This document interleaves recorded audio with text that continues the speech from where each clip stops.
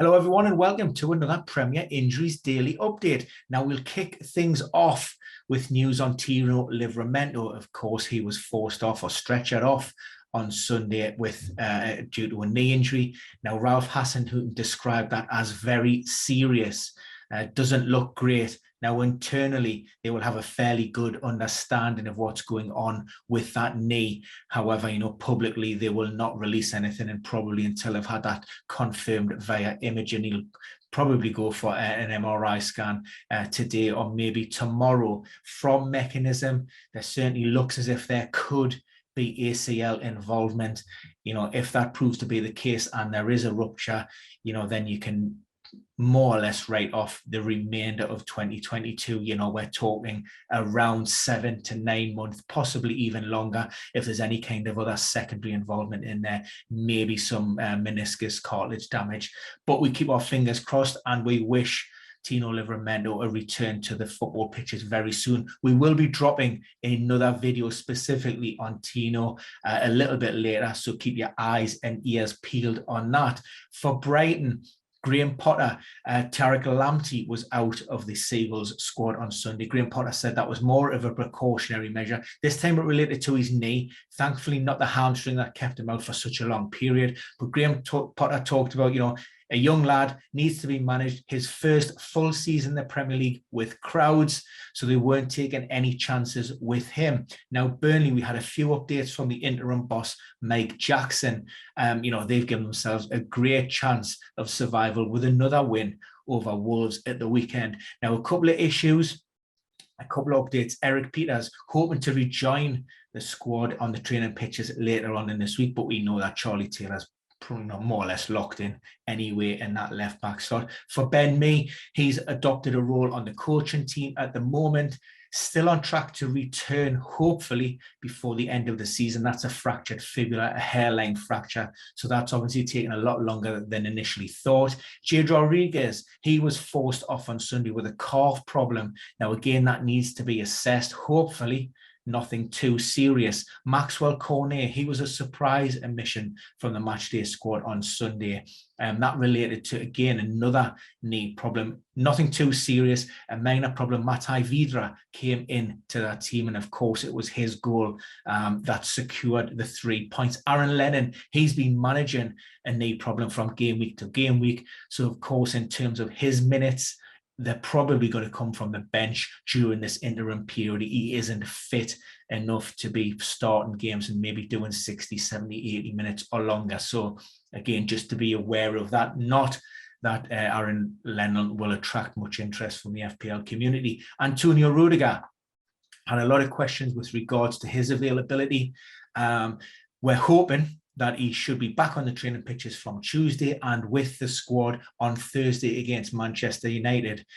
Thomas Tuchel talked about how the centre-back, who will be departing, by the way, is used to managing minor issues, niggles, muscular problems. So that isn't a huge issue.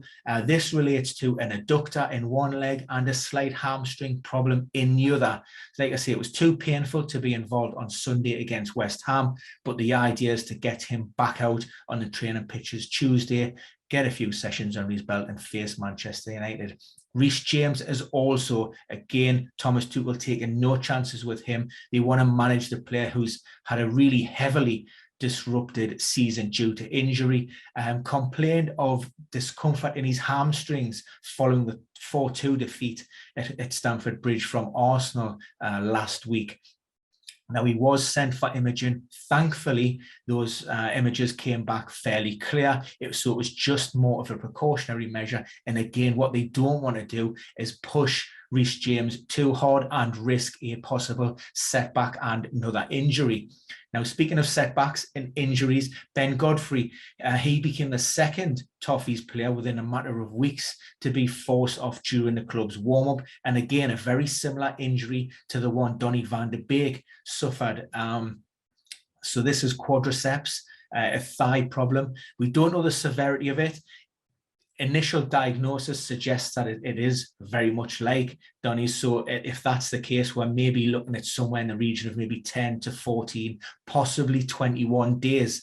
So again, that calls into question his availability for the remainder of the season. Yerry Mina wasn't part of the matchday squad in that Merseyside derby. That didn't come as any massive surprise. Of course, the Colombian centre-back started midweek after more than 2 months on the sideline with his own muscular problems. And that was a case of Frank Lampard making that decision to manage that player.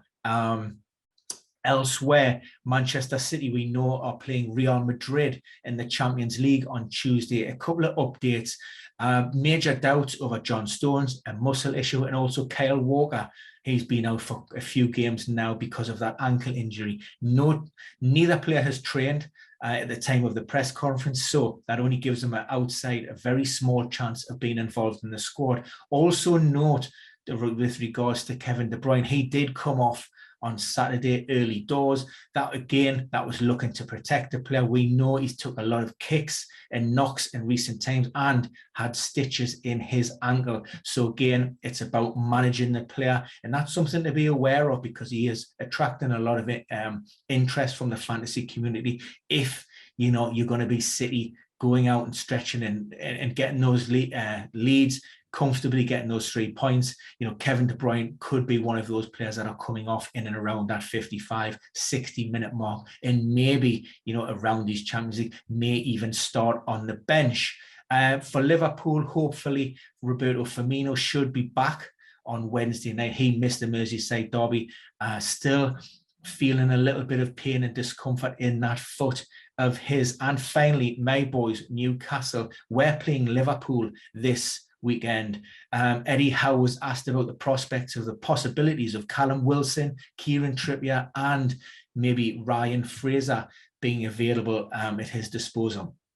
At this point, what Eddie Howe said, it doesn't look to be the case. Again, we're safe, we're secure, we've hit 43 points now, we're in the top half.